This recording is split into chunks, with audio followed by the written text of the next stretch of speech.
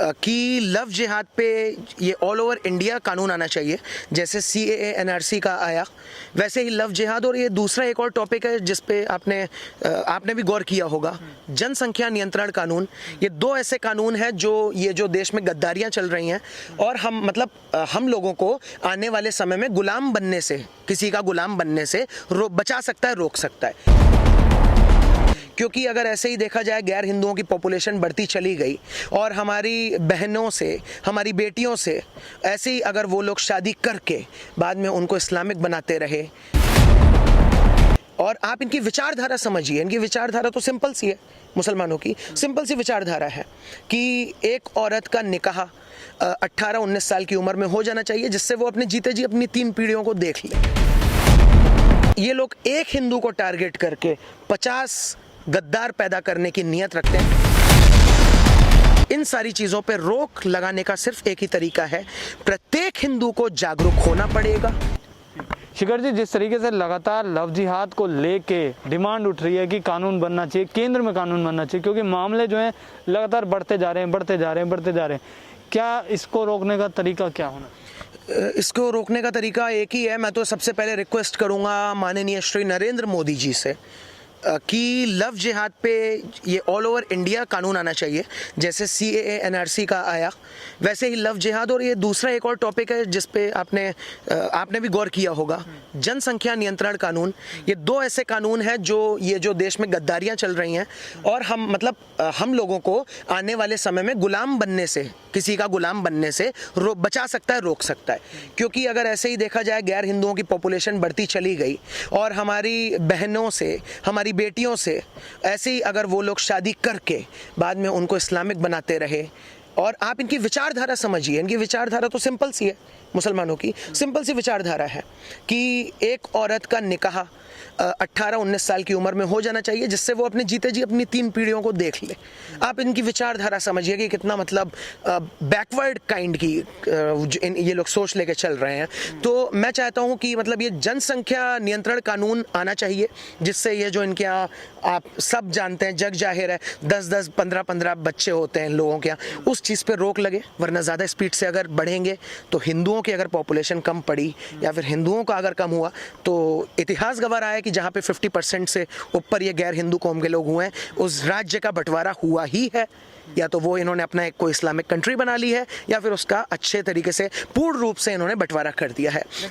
मुझे एक चीज़ लगती है कि जनसंख्या नियंत्रण कानून प्लस पवन भाई ये जो आपने बोला लव जिहाद, इस पर रोक बहुत ज़्यादा ज़रूरी है।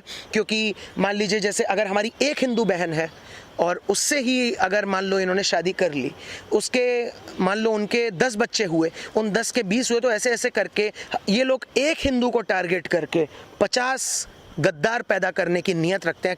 कितनी गंदी, कितनी गिरी हुई, कितनी घटिया सोच के लोग हैं। तो मुझे ऐसा लगता है कि सेंट्रल गवर्नमेंट को और सुप्रीम कोर्ट को भी इस चीज़ पे विचार करना चाहिए कि लव जिहाद के लिए सख्त से सख्त कानून आना चाहिए। लेकिन ये लोग बार बार, जैसा अभी नुसरत जहां का मामला आया, मेवात में आसिफ खान जिम ट्रेनर का मामला आया, लड़कियों के वीडियोस बना के उनको, हिंदू लड़कियों को बरगलाता था।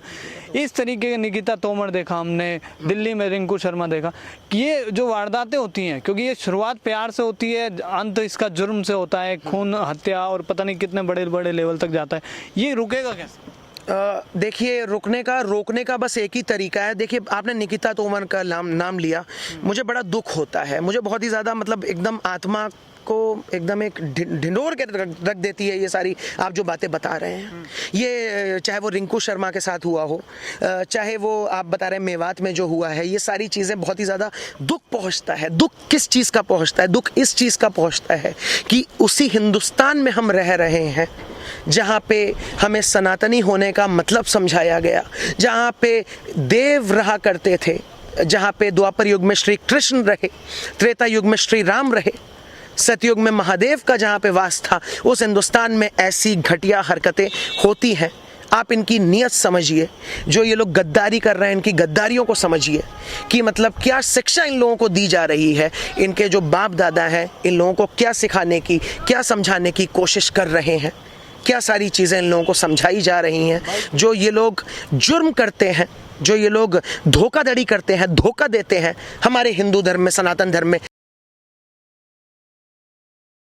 आप उनके साथ विश्वासघात कीजिए, आप उनके साथ बदला लीजिए। ये बदले की भावना, धोखे की भावना, गद्दारी की भावना, ये सीधे तौर पे गैर हिंदुओं के अंदर भरी जाती है, चाहे वो इनकी मदरसों के थ्रू भरा जाता हो, चाहे कैसे भी। इतना डिटेल में अभी मैंने कंफर्म नहीं किया, लेकिन मुझे ऐसा लगता है कि इन सारी चीज़ों पे रोक लगाने का सिर्फ एक ही तरीका है, प्रत्येक हिंदू को जागरूक होना पड़ेगा। अगर अभी तक जागरूक नहीं हुए हो तो कोई बात नहीं, भगवत गीता उठा के देखिए। वो भी नहीं उठा सकते हैं तो महाभारत के कुछ एपिसोड्स देख लीजिए।